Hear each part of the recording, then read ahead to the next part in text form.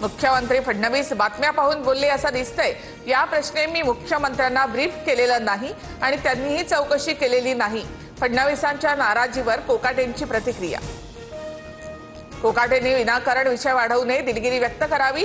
कृषी मंत्री कोकाटेंना प्रवीण दरेकर यांच्याकडून मित्रत्वाचा सल्ला। राहुल लोढा छोटा वासा मोठा वासा मंत्रिमंडळात, लोढानं गिरीश महाजन यांना पेढे कशासाठी चारले, संजय राऊत यांचा सवाल।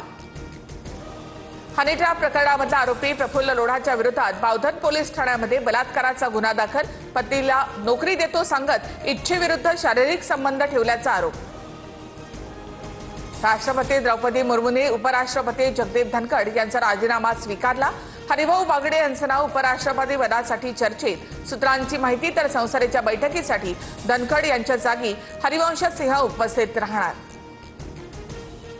खरगेंनी बोललेलं रेकॉर्डवर जाणार नाही, राज्यसभा सभापतींसमोर नड्डांचं वक्तव्य नड्डांचं वर्तन हा उपराष्ट्रपतींचा अवमान।